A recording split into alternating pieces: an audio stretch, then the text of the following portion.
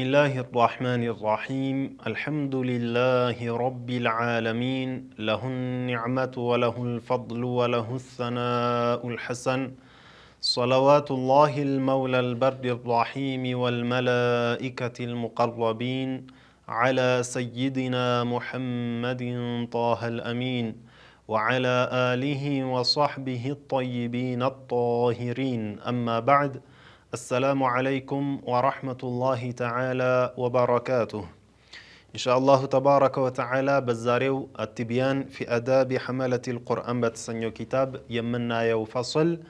قرآن مقرات يميت اللباتشو هوني تاوج من اندهونو إن شاء الله تعالى يهنن درس ندامت لله مالتن لله مالتن النرساء الحافظ النووي من يلالو فصل في أحوال تكره فيها القراءة قرآن مقرات يميتطلباتشو ሁኔታዎች ምንድናቸው የሚለውን የሚናገር فصل ነው ይላሉ اعلم أن قراءة القرآن مندوبة ومستحبة على الإطلاق قرآن مقرات بيتنيوم ሁኔታ بيتنيوم ቦታ مقرات مستحب ነው مندوب نو سنة نو يتودد نو إلا في أحوال مخصوصة جاء الشرع بالنهي عن القراءة فيها شريعة مقرات يكلك لباتشو يهونو يتوسنو هنيتاوش سيكارو شريعة عندان هنيتاوشننا عندان دقيزياتوشن عندان كراباتشو نقرونال مقرات يلباتشون بزي هنيتا እንዲሁም በዚህ ሰዓት መቅራት የለባቸውም ብሎ ይመጣልናልና ከነዛ ጊዜያትና ሁኔታዎች ውጭ ባሉት ማንኛውም ጊዜ ቁርአንን መቅራት ሙስተሐብ ነው መንዱብ ነው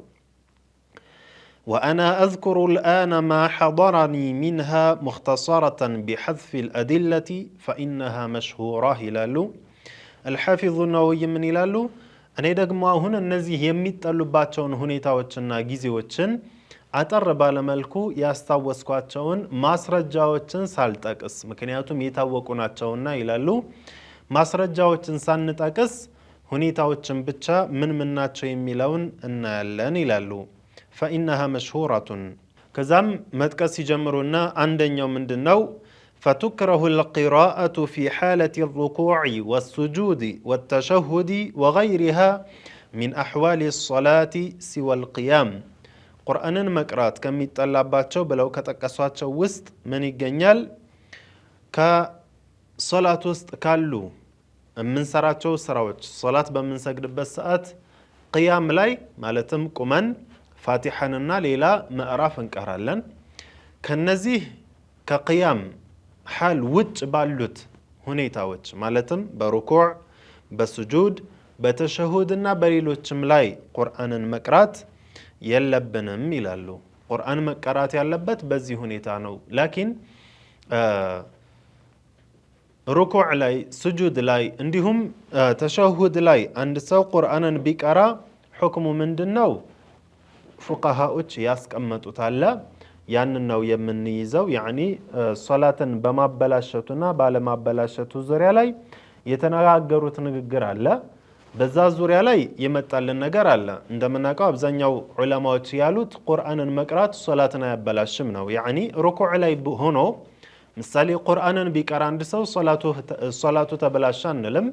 ወይም ስጁድ ላይ ሆኖ ቁርአንን ቢቀራ ሶላቱ ተበላሻ አንልም ላኪን ቆሞ ከሚቀራው ውጭ ባሉት ላይ ይጠላል ይላሉ ሁለተኛው وتكره قراءة ما زاد على الفاتحة للمأموم في الصلاة الجهرية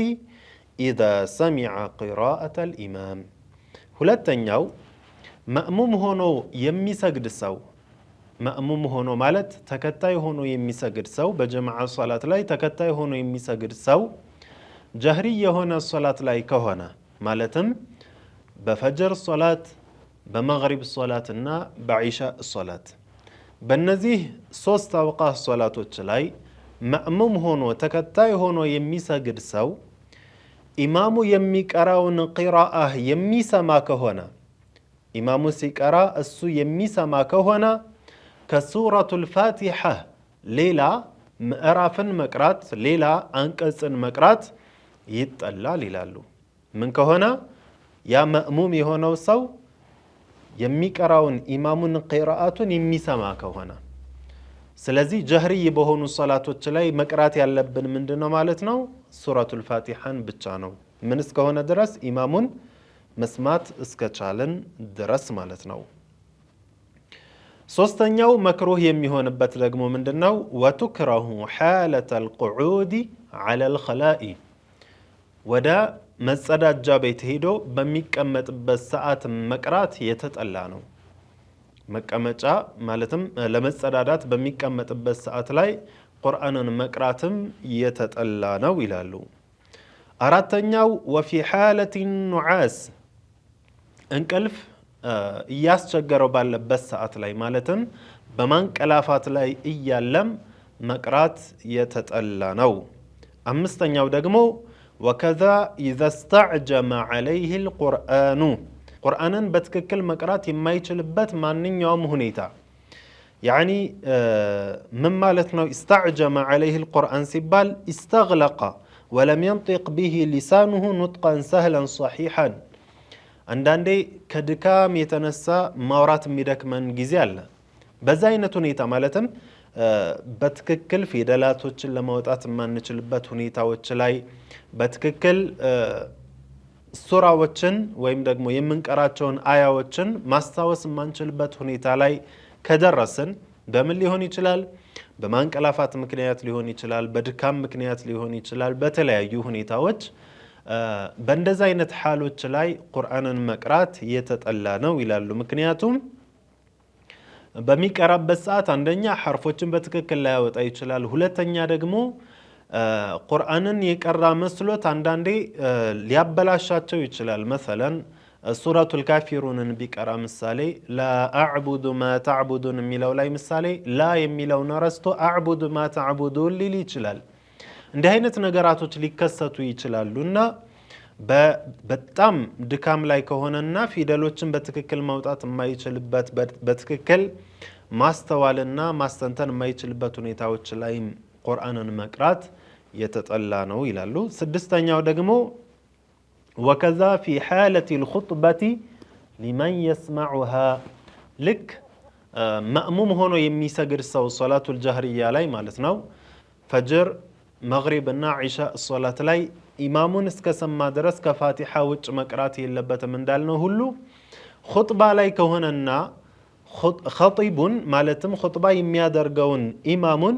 የሚሰማ ከሆነ ኹጥባውን እየሰማ ከሆነ ቁርአንን መቅራት የተጠላ ነው ለሱ ይላሉ ወላ ትክረሁ ሊመን ለም የስመዕሃ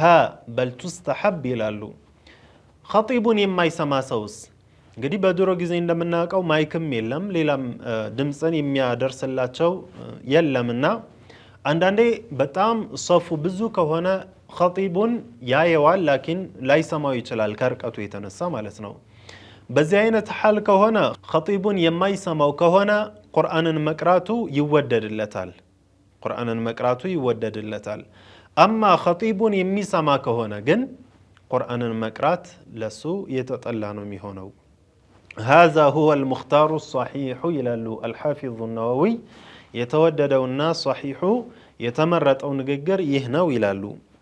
وجاء عن طاووس كراهيتها طاووس የተባሉት ዓሊም ግን የማይሰማው እንኳን ቢሆን መቅራት የለበትም ብለዋል وعن إبراهيم عدم الكراهة إبراهيم ደግሞ አይጠላም ብለዋል فيجوز أن يجمع بين كلاميهما بما قلنا كما ذكره أصحابنا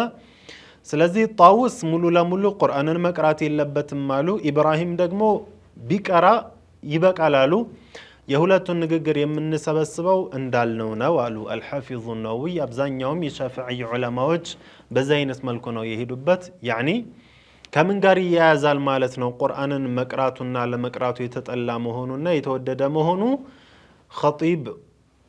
ኹጥባ በሚደረግበት ሰዓት ኸጢቡን ወይም ደግሞ ኹጥባ የሚያደርገውን ሰው ያ የተገኘው ሰው ጁምዓን ለመስገድ የተገኘው ሰው ይሰማዋል ወይስ አይሰማውም በሚለው የተንጠለጠለ ነው ማለት ነው